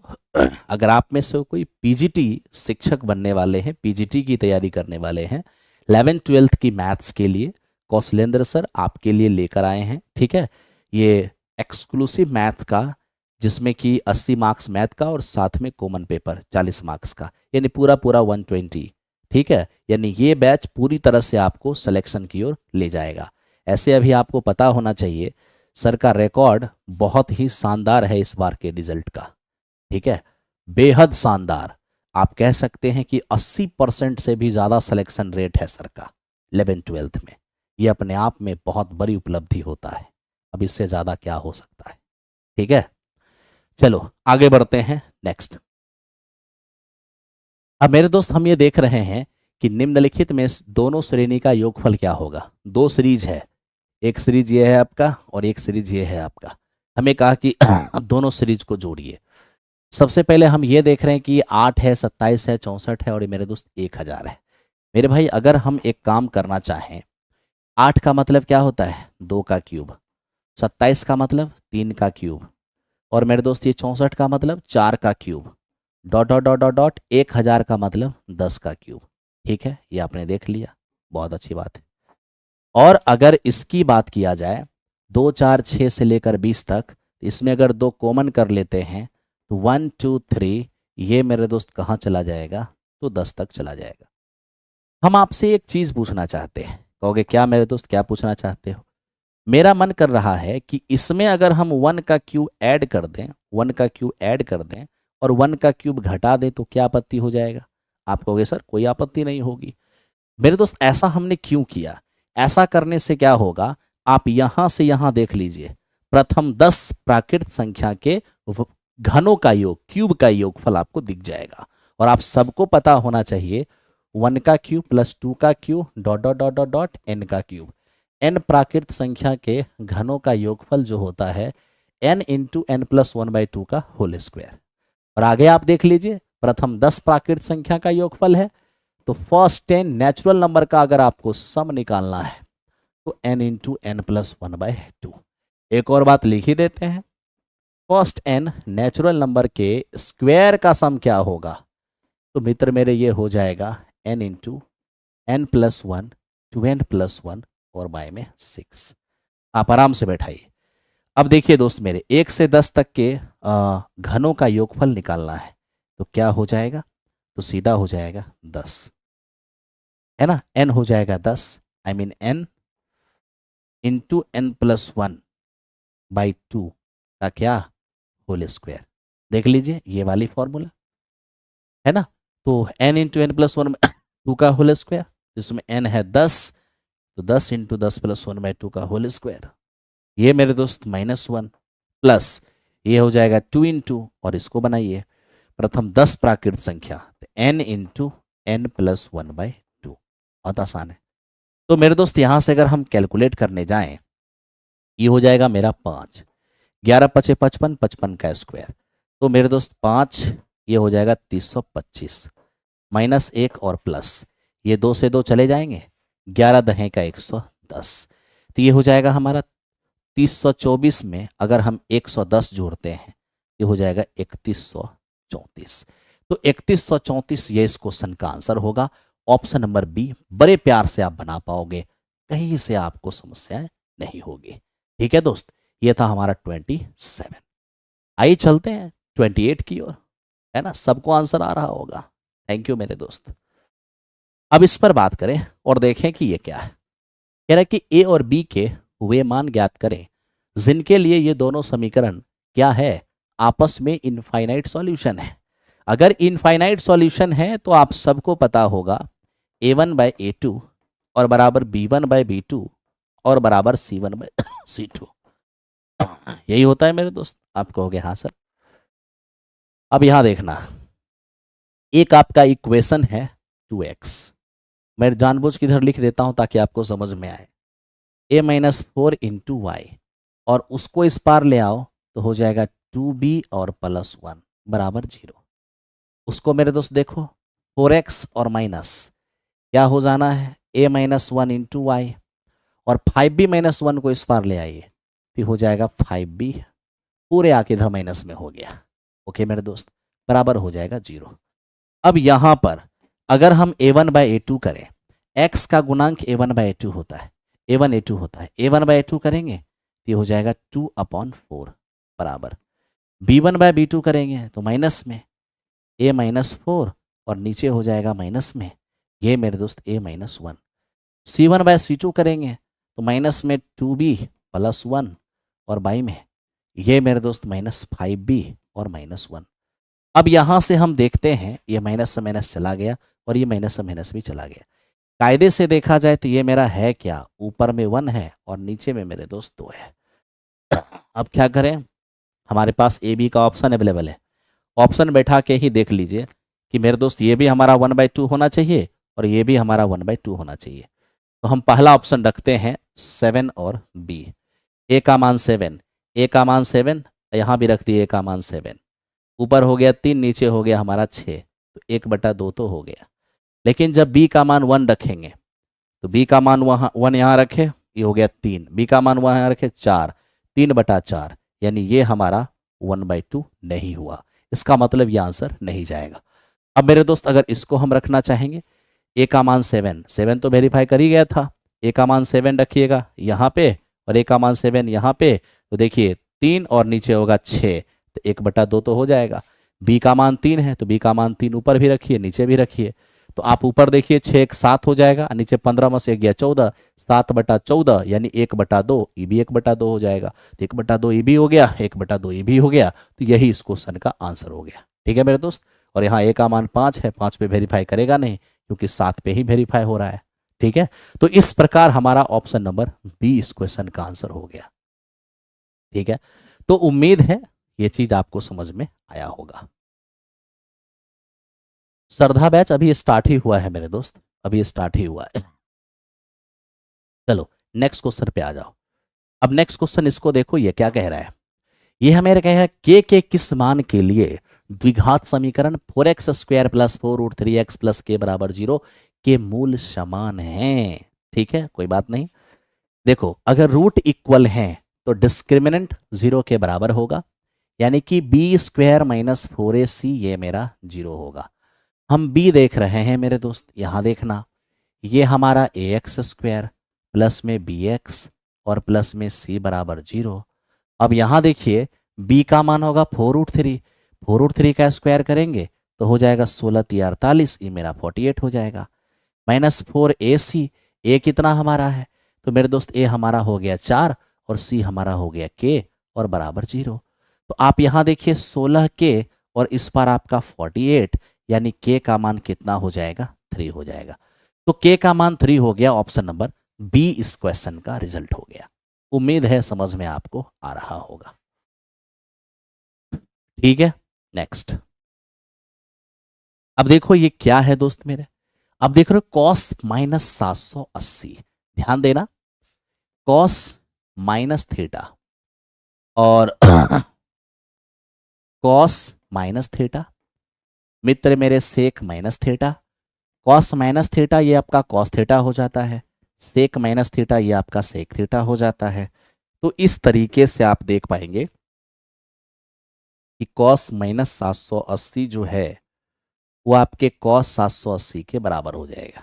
ठीक है, अब यह है cos, अब ध्यान दीजिए 2 × 360 ये हो जाएगा 720, 720 में 60 जोड़िएगा तो हो जाएगा 780। अब क्या होगा ये cos n × 360 प्लस थीटा, तो ये आपका हो जाएगा cos थीटा। ठीक है भाई, क्यों, अब देखिए 360 के मामले में रेशियो चेंज नहीं होगा, cos है तो cos ही रहेगा, और ये 360 प्लस थीटा फर्स्ट क्वाड्रेंट में इसलिए पॉजिटिव भी हो जाएगा, और cos 60 का मान कितना हो जाएगा 1/2। तो लीजिए मेरे दोस्त cos 60 का मान 1/2 होगा। उम्मीद है आप सभी लोगों को समझ में आ रहा होगा। ठीक है, चलो आगे बढ़ते हैं क्वेश्चन नंबर नेक्स्ट पर। अब इसको देखिए ये क्या है x और y के बीच संबंध ज्ञात करें। अगर x और y 6,2 और 4,6 से समदूरस्थ है। बिल्कुल प्यारे दोस्त मेरे, एकदम ऐसे ही प्यार बरसाए रखो। लाइव की संख्या बढ़ाते रहना है, लाइक और कमेंट भी करते रहना है, ठीक है। तो मेरे दोस्त आप यकीन मानो, ये एक बेहतरीन सीरीज है जो आपको आपके मंजिल तक जरूर पहुंचाएगा, ठीक है। आज ट्रिगोनोमेट्री स्टार्ट किए हैं, आज ही ट्रिगोनोमेट्री से ही श्रद्धा बैच की हमने शुरुआत की है। इससे पहले 3-4 क्लास हुई थी जिसमें कैलकुलेशन आपको बताया गया था, ठीक है।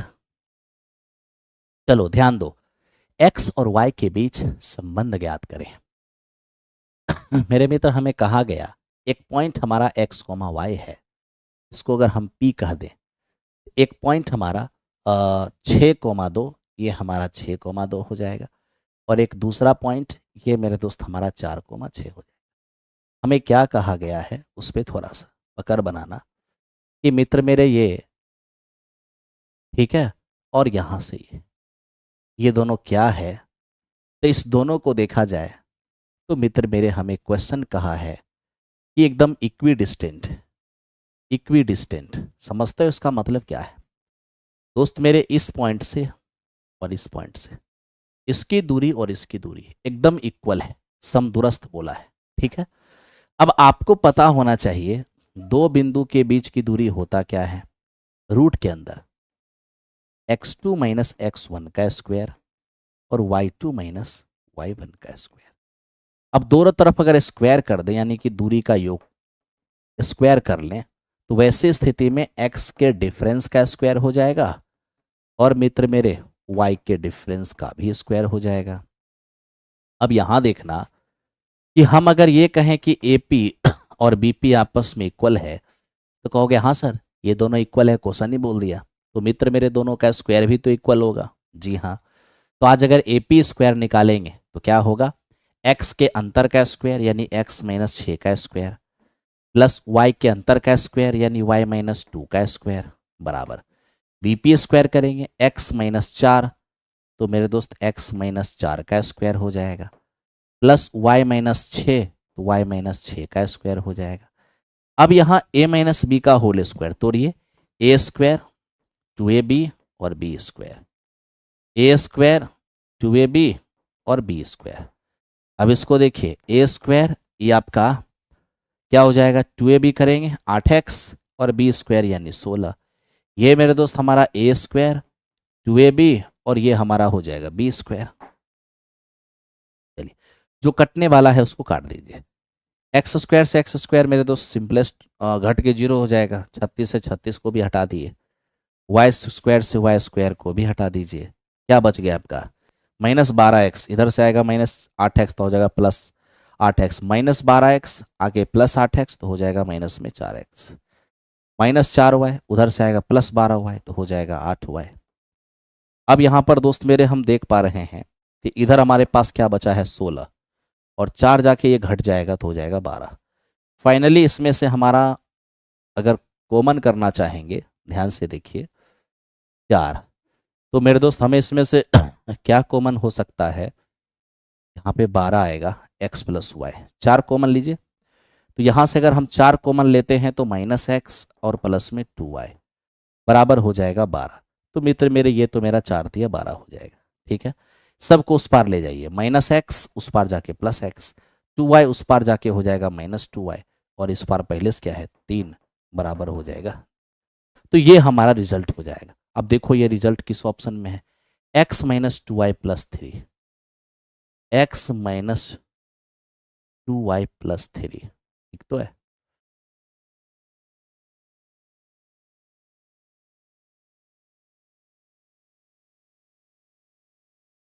बताओ कौन सा आंसर है भाई, सब लोग बताओ।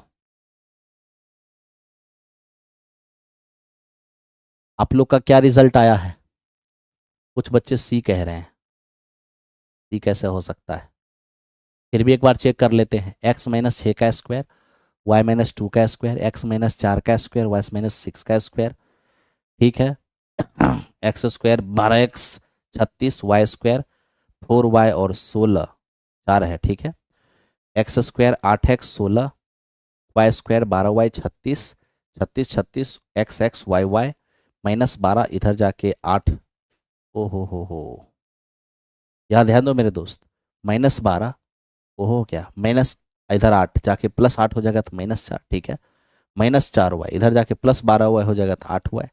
यहाँ पर हमारा 4 बचा है, यहाँ 16 है, 4 आके घटेगा 12, 4 से काट दिए 3 बार में, x में +2y बराबर 3 है। अगर इधर लेके आ भी जाते हैं तो x -2y और +3 बराबर 0। सही है ये, ऑप्शन नंबर ई इस क्वेश्चन का आंसर होगा। ठीक है, चलो थैंक यू वेरी मच।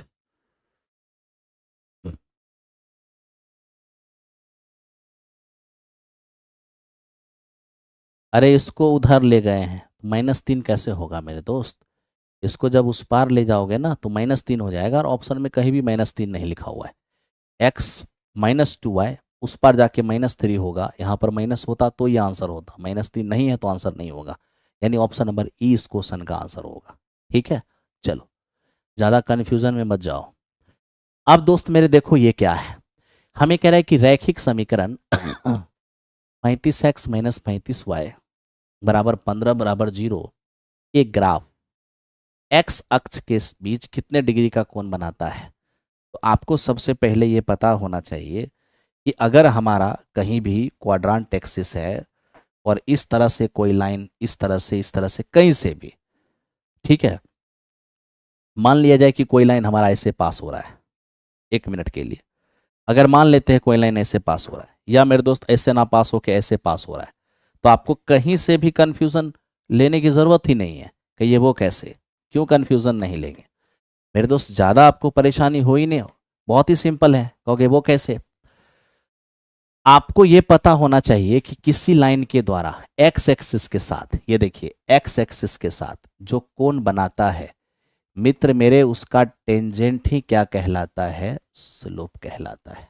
ठीक है, आप सीधे स्लोप निकालिए और थीटा निकालिए, एक्स एक्सिस के साथ बना हुआ एंगल आ जाएगा। तो देखो मेरे दोस्त उसका स्लोप पहले तो याद करो, ax + by + c बराबर 0, ये एक linear equation in two variable है। इसका जब आपको स्लोप निकालना है तो स्लोप बराबर होता है माइनस में x का कोफिशिएंट, ठीक है, और अपॉन मेरे दोस्त y का कोफिशिएंट। ठीक, तो देख लो स्लोप क्या होगा, माइनस में x का गुणांक ये आपका 35 हो जाएगा, बटे y का गुणांक ये आपका माइनस का 35 हो गया, ये कितना हो गया 1 हो गया। और तुझे पता होना चाहिए कि टेन थीटा ही स्लोप होता है, तब तो टेन थीटा बराबर 1 है। तो आप ही बताइए ये टेन में कितने डिग्री का मान है 45, यानी थीटा का मान 45 हो गया। तो थीटा का मान 45 यानी कि एक्स एक्सिस के साथ इस लाइन के द्वारा बनाया गया एंगल ही 45 है। मुझे श्रद्धा बैच लेना था लेकिन मैं गलती से, अरे कोई बात नहीं कोई बात नहीं, अगर मैथ प्लस कॉमन पेपर का बैच ले लिए हैं कोई दिक्कत नहीं है, कंफ्यूज क्या होना है, एकदम टेंशन नहीं लेना है मेरे दोस्त, आराम से जो ले लिए आराम से काम कीजिए।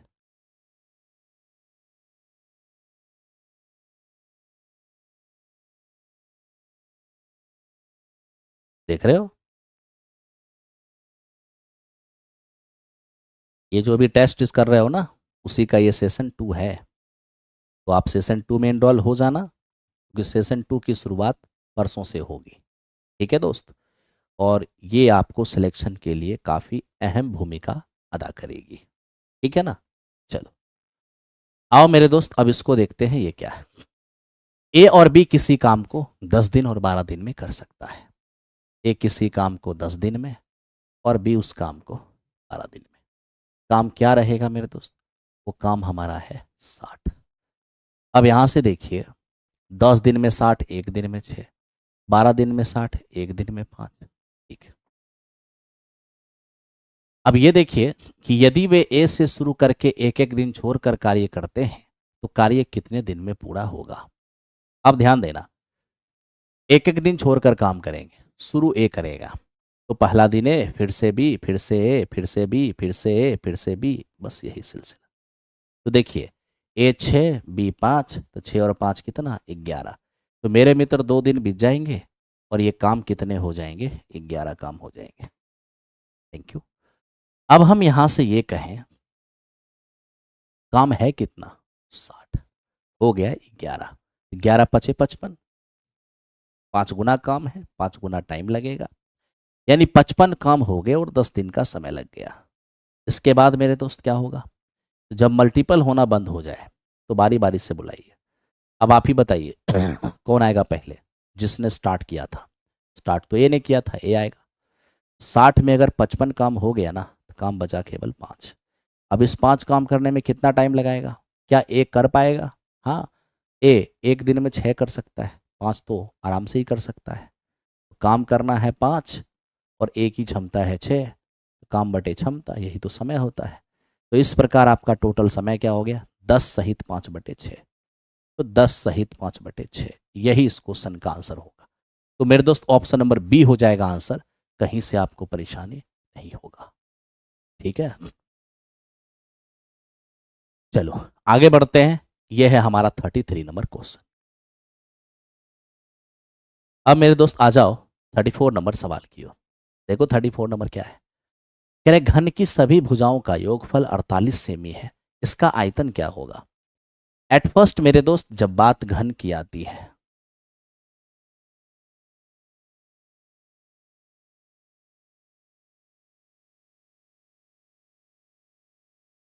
ठीक है, अब घन की अगर बात आएगी, आप जानते हैं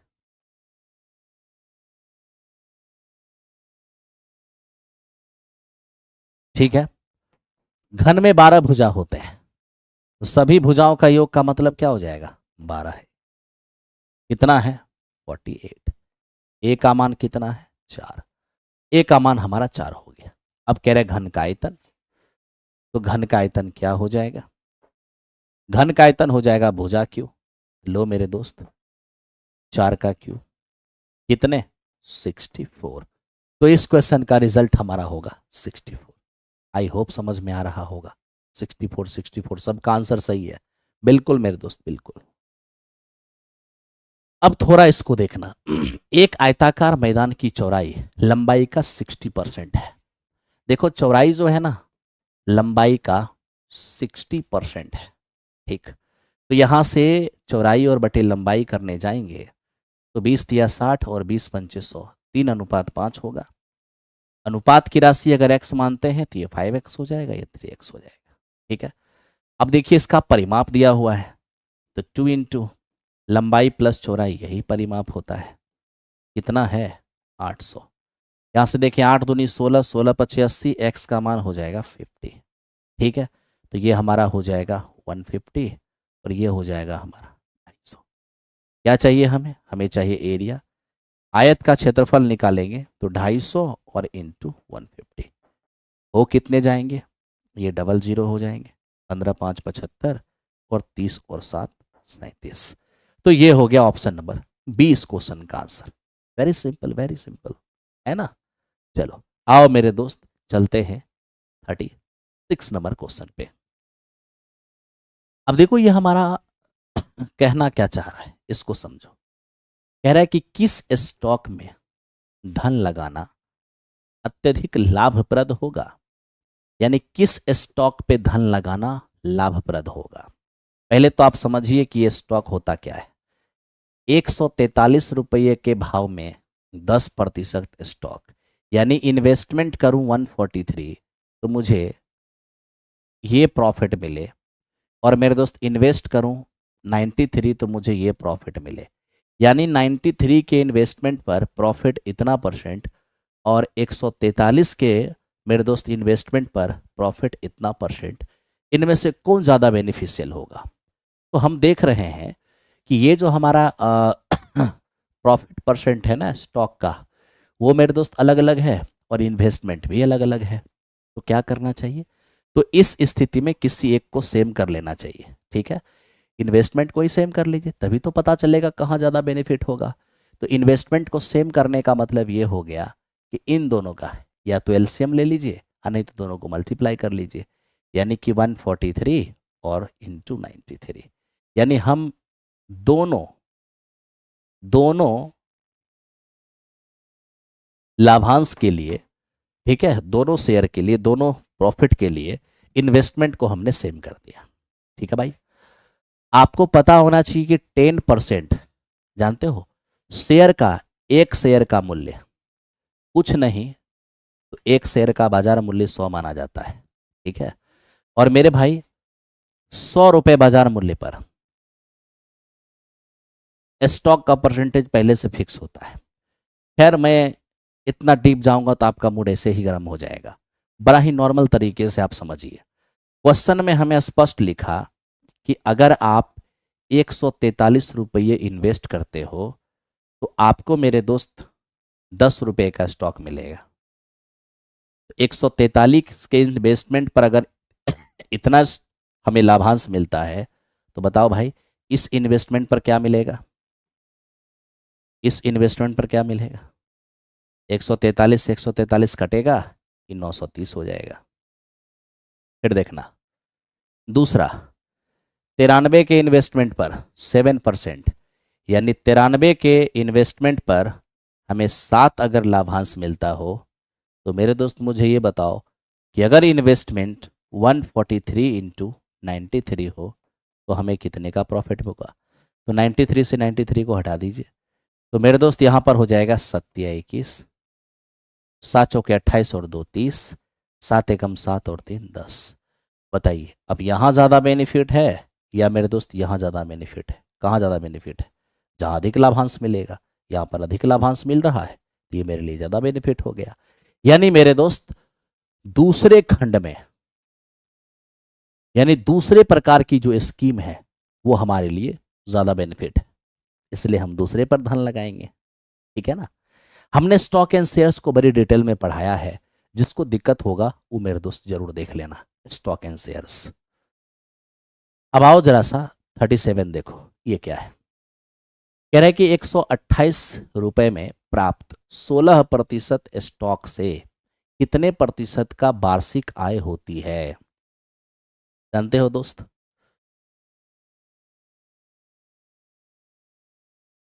किसी कंपनी के एक शेयर का प्राइस अगर नहीं कुछ दिया रहे तो 100 मानना है।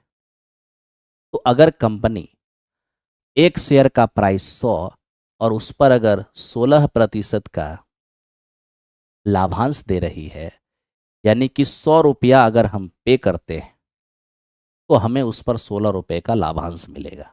कब, जब डायरेक्ट कंपनी से परचेज करेंगे। लेकिन कभी कभी क्या होता है कि शेयर की खरीद बिक्री दलाल के थ्रू स्टॉक मार्केट में ही होता है। जैसे मान लो कि हम शेयर खरीद लिए, अब हमको वो शेयर नहीं रखना है, हम बेचना चाहेंगे। कोई अगर खरीदार मिल गया तो हम डायरेक्ट उसको नहीं बेच सकते, दलाल के थ्रू उसको बेचेंगे। तो मेरे दोस्त जब हम उसको बेचेंगे तो मान लो कि कंपनी से हम 100 रुपये का शेयर खरीदे हैं 16% के लाभांश पर, तो हमने कंपनी को 100 दिया। अब हम इस व्यक्ति को वही शेयर 128 रुपया हम दे रहे हैं। क्या वो 128 रुपया मेरे पॉकेट में आ रहा है या कंपनी के पास जा रहा है। तो 128 तो मेरे पॉकेट में आ रहा है। इसका मतलब समझ रहे हैं, इसका मतलब कंपनी आज भी यही जान रही है कि स्टॉक 100 रुपया में हमने बेचा है। मतलब जो कंपनी मुझे लाभांश दे रही थी वही लाभांश उस व्यक्ति को भी देगी। किसको, जो हमसे शेयर खरीदा है, ठीक है। इसका मतलब ये हो गया कि जो व्यक्ति बाजार में 128 रुपया पे करके 100 रुपये का स्टॉक खरीदेगा, तो मेरे दोस्त 100 रुपये का शेयर खरीदेगा, तो 100 रुपये पर जितना प्रतिशत लाभांश कंपनी अलाउ की है 128 पे करने के बावजूद भी उतना ही प्रतिशत का लाभांश मिलेगा। क्यों, क्योंकि उस व्यक्ति ने इस 128 रुपये को डायरेक्ट कंपनी को नहीं दिया था, किसी दूसरे व्यक्ति से खरीदा था, ठीक है। तो साफ साफ समझ लीजिए कि अगर कंपनी से मैंने 100 रुपया का शेयर 16% के लाभांश पर मैंने खरीदा और इसी चीज को मैंने किसी को 128 रुपया में बेच दिया, तो मेरे मित्र उसको भी 16% ही लाभांश मिलेगा, क्योंकि ये पैसा उसने मुझे दिया है, कंपनी को नहीं। कंपनी को तो मैंने 100 रुपया दिया था खरीदने के लिए, तो कंपनी के पास तो यही गया है। तो कंपनी के पास जो गया उस पर कंपनी इतने प्रतिशत का लाभ दे रही है, तो वो उतने ही प्रतिशत का लाभ देगी, ठीक है, यानी 128 इन्वेस्ट करने के बावजूद भी उसको लाभ 16% का ही मिलेगा लाभांश। तो आइए मेरे दोस्त हम लाभांश का प्रतिशत निकाल लें। ठीक है, तो बोलिए 100 रुपए का 16% यानी कि 16 का लाभांश मिल रहा है कितना के इन्वेस्टमेंट पर, 128 के इन्वेस्टमेंट पर, प्रतिशत में बदल दीजिए, वेरी सिंपल हो जाएगा 12.5%। 12.5% इसका आंसर हो गया। कहीं से सोचने की जरूरत नहीं है, बहुत ही आसान है। ठीक है दोस्त मेरे, चलो अगर समझने में ज्यादा प्रॉब्लम होगा तो आप स्टॉक एंड शेयर्स मैंने पढ़ाया है, अच्छे से पढ़ लेना। ठीक है, 2 बार 3 बार पढ़ना उसको, आपको समझ में आ जाएगा। अब ये देखिए मेरे दोस्त, आप में से बहुत सारे भाई हमारे पीजीटी की तैयारी कर रहे होते हैं। अगर पीजीटी 11th-12th में फिजिक्स आपका सब्जेक्ट हो तो प्रिंस सर का स्पेशल पीजीटी फिजिक्स यानी 11th-12th का फिजिक्स एक शानदार अंदाज में आपके लिए सर लेकर आए हैं। तो जो भी आपके मित्र, आपके बंधु, आपके दोस्त अगर फिजिक्स से शिक्षक बनना चाहेंगे 4.0 में तो आप इस बैच के बारे में उन्हें जरूर बता दीजिएगा। ठीक है मेरे दोस्त, यकीन मानिए शानदार तैयारी होगा। चलिए चलते हैं नेक्स्ट क्वेश्चन पे। मैं तो पहले ही कह रहा हूं स्टॉक एंड शेयर समझ में नहीं आया होगा तो मैंने पढ़ाया है, उसको देख लेना। √2, √8, √18, √32 plus dot dot dot n पदों का योगफल क्या होगा। अब मेरे दोस्त आप यहां पर देख लो, ये हमारे पास √2 है, ये √8 मतलब 2√2, 18 3√2, 32 4√2 dot dot dot dot dot. ठीक है, कह रहा है n पदों का योगफल बताइए। मेरे मित्र n पदों का योगफल क्या होता है, n/2 2a plus n-1 into D. अब आप यहां देखिए n/2 तो ऐसे ही रहेगा, फर्स्ट टर्म √2 है तो हो जाएगा 2√2, n-1 इंटू डी, डी कितना होगा 2√2 में एक √2 जाएगा तो √2, तो डी तो आपका √2 ही रहना है। ये हो जाएगा n/2 और इसको देखना मेरे मित्र, ये हमारा 2√2 है, √2 इंटू एन, ये हो जाएगा आपका √2n और माइनस मेरे दोस्त √2। आप देख सकते हो n/2, 2√2 में एक √2 जाएगा तो √2 हो जाएगा और यहाँ पर √2n हो जाएगा। बहुत होगा तो √2 कॉमन कर लेंगे तो हो जाएगा मेरे दोस्त क्या, अच्छा इसमें से √2 कॉमन करिए, √2 कॉमन कर लिए, बाहर में पहले से क्या है n/2, यहाँ क्या हो जाएगा 1 + n, 1 + n, इससे इसको काटेंगे √2 बार में, यानी आपका आंसर होगा n+1 है, यानी आपका आंसर जो होगा मेरे दोस्त वो क्या होगा, आपका आंसर हो जाएगा n इंटू n+1 और बाय में √2। ठीक है, √2, कहीं कोई दिक्कत नहीं होने वाला। हालांकि एक मिस्टेक की वजह से इतना लंबा कैलकुलेशन हो गया। आप कहोगे एक मिस्टेक क्या, यहीं पर √2 ले लेते कॉमन तो आसान हो जाता, यहीं पर √2 कॉमन कर लीजिए ना मेरे दोस्त, तो ये हो जाएगा n/2, अगर √2 कॉमन करते हैं यहाँ से हमारा रह जाएगा 2 और प्लस √2 कॉमन किए हैं तो ये रह जाएगा n-1। अब देख लीजिए n, ये हमारा n 2 में से एक गया तो एक रह जाएगा और बाय में √2 से 2 कटेगा √2 बार में। यही इस क्वेश्चन का आंसर, ऑप्शन नंबर ए इस क्वेश्चन का आंसर हो जाएगा।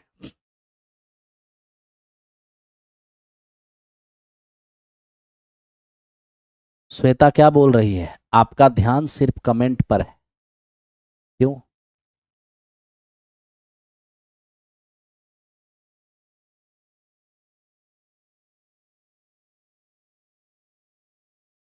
पढ़ाने पर कम और कोर्स बेचने पर ज्यादा ध्यान है।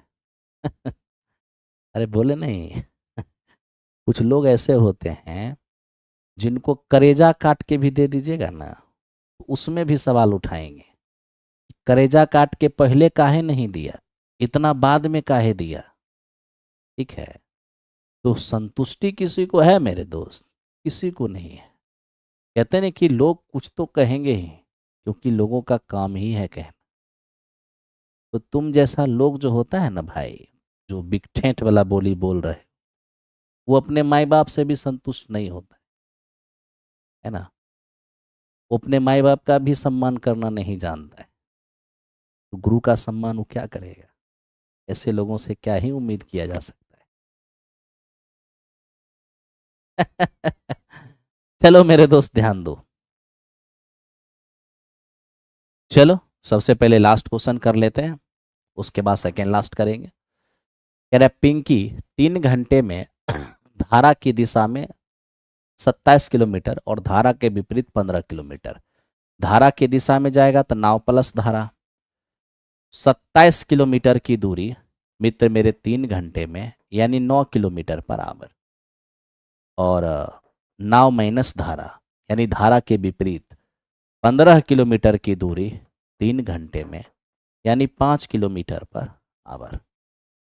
अब आप मेरे दोस्त यहां पर ध्यान दीजिए, एस से एस आपका चला जाएगा, 2b बराबर 9 और 5 हो जाएगा 14, तो b बराबर हो जाएगा 7। ठीक है, तो हमसे धारा की चाल मांगा था ना मेरे दोस्त, तो कोई, अरे यार तो धारा मांगा था तो फिर जोड़ का हेल दिए, तब घटा दीजिए। घटा दीजिए तो घटाइएगा तो साइन चेंज हो जाएगा, नाव से नाव चला जाएगा। 2 धारा ये हो जाएगा 4, धारा का चाल हो गया 2 किलोमीटर पर आवर। ठीक है भाई, बड़े आराम से कर सकते हो, कोई दिक्कत नहीं है। आओ मेरे दोस्त आज का अंतिम सवाल करते हैं और देखते हैं क्या है इसमें। कह रहा है पी स्थान ए से 6 AM पर चलना शुरू करता है और 8 घंटे के बाद बी पर पहुंचता है। क्यू बी से 8 बजे सुबह चलना शुरू करता है, 9 घंटे बाद ए पर पहुंचता है। जिस समय वे मिलते हैं उस समय तक पी द्वारा तय की गई दूरी और क्यू द्वारा तय की गई दूरी और पी द्वारा तय की गई दूरी का रेशियो क्या होगा। बड़ा आसान है मेरे दोस्त, देखो कैसे। एक स्थान है, ठीक है, ये स्थान है पी और ये स्थान है क्यू। ठीक है मित्र, ये हमारा पी है और ये हमारा क्यू है।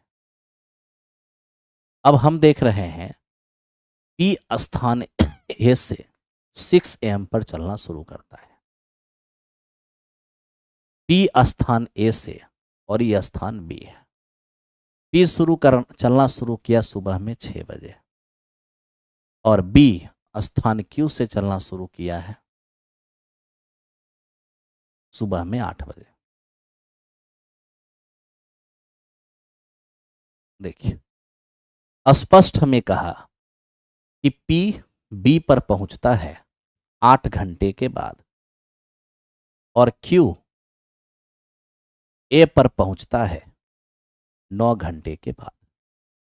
यानी 8 घंटे में पी जो दूरी तय करता है क्यू वही दूरी 9 घंटे में तय करता है। तब तो मेरे दोस्त हम यही कह सकते हैं क्या, अलग अलग समय यूज करके बराबर बराबर दूरी जा रहा है। तो ध्यान रखना, जब अलग अलग समय में समान दूरी तय की जाएगी वो दूरी कुछ और नहीं, समय का एलसीएम होगा। यानी 8 और 9 का एलसीएम कितना, 72। जब अलग अलग समय में बराबर दूरी तय की जाएगी तो दूरी कुछ और नहीं, ये समय का एलसीएम। अब देखो मेरे दोस्त, 8 घंटे में अगर कोई 72 दूरी जाएगा तो 9 किलोमीटर पर आवर, और 9 घंटे में कोई 72 की दूरी जाएगा तो 8 किलोमीटर पर आवर। अब आप यहां देख लीजिए, ये मेरे दोस्त 9 किलोमीटर जो 8 घंटा में गया है बी पर, और ये 9 घंटे में पर गया है, इसकी स्पीड आ गया 8 किलोमीटर पर आवर। अब ध्यान रखना दोस्त, ये जो 8 घंटे में बी पर पहुंच रहा था उसकी स्पीड 9 है, और जो 9 घंटे में ए पर पहुंच रहा था उसकी स्पीड 8 है। ध्यान रखना, पी स्थान ए से सुबह 6 बजे चलना स्टार्ट किया और 8 घंटे के बाद बी पर पहुंचा। क्यू स्थान बी से सुबह 8 बजे चलना स्टार्ट किया और ए पर 9 घंटे के बाद पहुंचा। ये 9 घंटे में जो दूरी, ये 8 घंटे में वही दूरी। जब अलग अलग समय में एक ही दूरी तय करेगा, वो दूरी कुछ और नहीं, समय का एलसीएम होगा। यानी ये 72 जो है वो यहां से यहां की दूरी आप मान सकते हैं। अब बताइए, 8 घंटे में 72 जाएगा 9 की स्पीड से, 9 घंटे में 72 जाएगा 8 की स्पीड से। अब सवाल मेरे दोस्त यहां पर यह है, मुलाकात होने का टाइम अगर आपको निकालना है तो पहले समय को बराबर कीजिए। ये 8 बजे चला, ये 6 बजे चला है, इसको भी 8 बजा दीजिए। अगर आप 8 बजाइएगा यानी 8 बजे पी यहाँ रहेगा, तो आखिर 8 बजे तक में कितना दूरी तय कर चुका होगा? 1 घंटा में 9, तो मेरे मित्र 6 से 8 यानी 2 घंटा, 1 घंटा में 9 तो 2 घंटा में 18, यानी पूरे 72 में 18 की दूरी तय कर लिया है। तो 72 में से 18 हटा दीजिएगा, ये हो जाएगा हमारा। यानी आपने मेरे दोस्त ये देखा कि 8 बजे इन दोनों के बीच कितना दूरी बचा है? 54। अब मिलने में कितना टाइम लगेगा? तो दोनों के बीच की दूरी बचा है 54, इधर से 9 की स्पीड से और उधर के 8 की स्पीड से। रिलेटिव स्पीड काम करेगा 9 और 8 17, यानी 54/17 इतना घंटा का समय लगेगा। तो मेरे दोस्त 54/17 घंटे का समय लगा। मेरा सवाल ये है, इतना घंटा तक कौन चला? क्यू तो 8 बजे चला, 8 बजे के बाद इतना घंटा, यानी क्यू केवल इतना घंटा चला, जबकि पी 2 घंटा पहले चला, उसके बाद 54/17 घंटा चला। ठीक है, तो मेरे दोस्त हमसे सवाल क्या पूछा है? हम सब मुलाकात कब हुई तो पता चली गया। मुलाकात होने में क्यू द्वारा तय की गई दूरी और पी द्वारा तय की गई दूरी का रेशियो मांगा है। आप एक काम कीजिए, दूरी बराबर चाल गुना समय होता है, तो क्यू की चाल कितना है? 8 kilometre per hour. 8 kilometre per hour की स्पीड से कितना समय तक? 54/17 घंटा तक कौन चलता रहा? तो मेरे भी दोस्त ये क्यू चलता रहा, लेकिन पी 2 घंटा पहले और उसके बाद इतना घंटा बाद में, तो जोड़ लीजिए। तो पी के लिए, तो मेरे दोस्त पी के लिए जोड़ लो, 2 घंटा पहले 54/17 घंटा बाद में, क्या हो जाएगा? 17 दूनी 34, 34 और प्लस 54 बटे में 17 हो जाएगा 88 और बटे 17। तो मित्र मेरे, हमको पता चल गया कि 88 और बटे 17 घंटे तक कुल मिला के चला है पी, और पी का स्पीड कितना है? 9 किलोमीटर पर आवर की स्पीड से। तो हमको तो यही दूरी का रेशियो मांगा था, रेशियो निकालिए। ये 17 चला जाएगा किलोमीटर पर आवर से किलोमीटर पर आवर चला गया, 9 से कटेगा 6 बार में, 8 से कटेगा 11 बार में, यानी फाइनली हमारा 6:11 हो जाएगा, 6:11 हो जाएगा। ठीक है, तो थैंक यू वेरी मच। ये था आज का क्वेश्चन ऑफ द डे, बेहतरीन क्वेश्चन। हाँ, स्ट्रेटजी 6 to 8 का भी हम जल्द ही बनाकर आपके सामने देंगे। हमने 9-10th का स्ट्रेटजी वीडियो बना दिया है, आप सर्च करेंगे इसी नवीन कुमार सिंह चैनल पर अवेलेबल है, नहीं तो आप लिख सकते हैं कि बीपीएससी टीआरई 4.0 मैथ्स की तैयारी कैसे करें। सर्च करेंगे बाय मर्जी सर लिख करके, तुरंत मेरा वीडियो सामने आएगा, आप आराम से उसे देख लीजिए और उसी स्ट्रेटजी का पालन कीजिए, आप आराम से 9-10th के रिजल्ट तक पहुंच जाइएगा। ठीक है, चलिए, thank you very much, thank you. आज की सेवा यहीं पर समाप्त होती है, मिलते हैं अगले दिन। अपना प्यार अपना दुलार इसी तरह से बरसाते रहिए, और जब भी आप फ्री होते हैं, मैं तो यही कहूँगा, लाइव एक साथ आप लोग 8 बजे आया कीजिए, देखिए फिर कितना मज़ा आता है। शुरू से लाइव जुड़िएगा ना तो बहुत मज़ा आएगा, बाद में जुड़ने से थोड़ा कम मज़ा आएगा। ठीक है ना? 8 बजे सब लोग को एक ही साथ लाइव आना है। Good night.